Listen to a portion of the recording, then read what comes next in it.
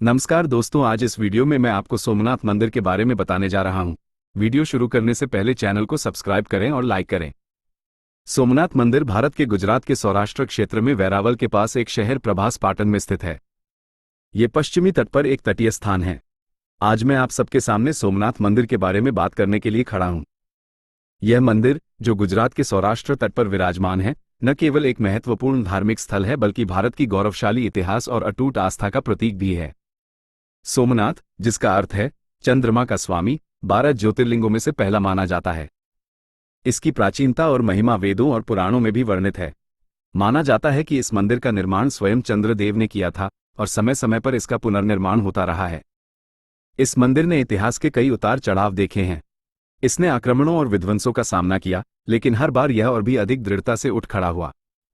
ये हमारी अटूट आस्था और संकल्प शक्ति का जीवंत उदाहरण है। सोमनाथ मंदिर की वास्तुकला भी अद्भुत है। चालुक्य शैली में निर्मित यह मंदिर अपनी भव्यता और कलात्मकता के लिए जाना जाता है। मंदिर का शिखर, इसकी नक्काशी और गर्भगृह में स्थापित ज्योतिर्लिंग भक्तों को एक दिव्य अनुभव प्रदान करते हैं।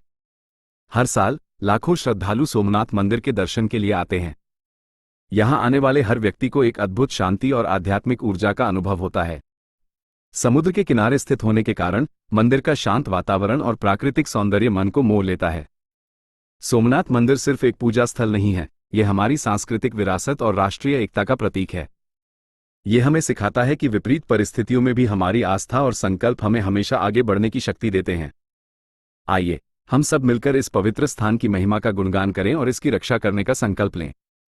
सोमनाथ मंदिर का एक लंबा और उतार चढ़ाव भरा इतिहास रहा है। यह मंदिर, जो गुजरात के सौराष्ट्र तट पर स्थित है, न केवल 12 ज्योतिर्लिंगों में से पहला है, बल्कि सदियों से आस्था और रेजिलियंस का प्रतीक भी रहा है। माना जाता है कि सोमनाथ मंदिर का अस्तित्व बहुत प्राचीन है, संभवतः ईसाई युग से भी पहले। कुछ मान्यताओं के अनुसार इसका पहला निर्माण स्वयं चंद्रदेव सोम ने किया था, जिन्होंने यहां भगवान शिव की पूजा करके अपने श्राप से मुक्ति पाई थी। इसी कारण इस स्थान का नाम सोमनाथ पड़ा, जिसका अर्थ है चंद्रमा के स्वामी। समय के साथ मंदिर का कई बार पुनर्निर्माण हुआ।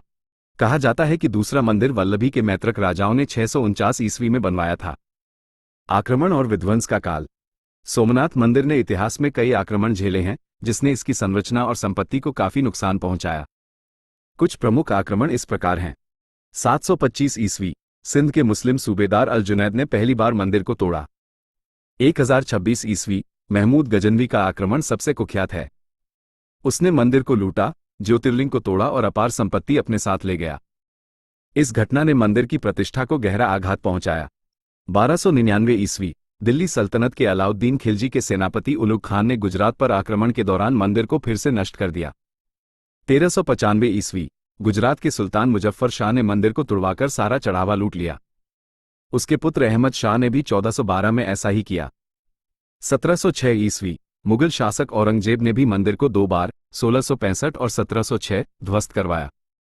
इन आक्रमणों के बावजूद स्थानीय शासकों और श्रद्धालुओं ने मंदिर का बार बार पुनर्निर्माण करवाया, जो उनकी अटूट आस्था और दृढ़ संकल्प को दर्शाता है। पुनर्निर्माण और आधुनिक काल। भारत की स्वतंत्रता के बाद सरदार वल्लभभाई पटेल ने सोमनाथ मंदिर के पुनर्निर्माण का संकल्प लिया। उनके प्रयासों से 8 मई 1950 को नए मंदिर का निर्माण शुरू हुआ और 1 दिसंबर 1995 को भारत के राष्ट्रपति शंकर दयाल शर्मा ने इसे राष्ट्र को समर्पित किया। वर्तमान मंदिर कैलाश महामेरु प्रासाद शैली में बनाया गया है, जो प्राचीन भारतीय वास्तुकला का अद्भुत उदाहरण है। सोमनाथ मंदिर का इतिहास जितना पुराना है, उतना ही दिलचस्प इसके सोने का इतिहास भी रहा है। माना जाता है कि यह मंदिर अपनी अपार संपत्ति और सोने के लिए सदियों से प्रसिद्ध रहा है, जिसने कई आक्रमणकारियों को आकर्षित किया। पौराणिक कथाओं में सोने का उल्लेख। कुछ प्राचीन ग्रंथों के अनुसार सोमनाथ मंदिर का पहला निर्माण स्वयं चंद्रदेव सोमराज ने सोने से किया था। इसके बाद रावण ने इसे चांदी से, भगवान कृष्ण ने लकड़ी से और भीमदेव ने पत्थर से बनवाया। हालांकि इन दावों की ऐतिहासिक पुष्टि नहीं होती है, लेकिन यह मंदिर की प्राचीनता और महत्व को दर्शाता है। ऐतिहासिक विवरण और महमूद गजनवी का आक्रमण। 11वीं शताब्दी में महमूद गजनवी के आक्रमण के समय सोमनाथ मंदिर अपनी अतुलनीय संपत्ति के लिए प्रसिद्ध था।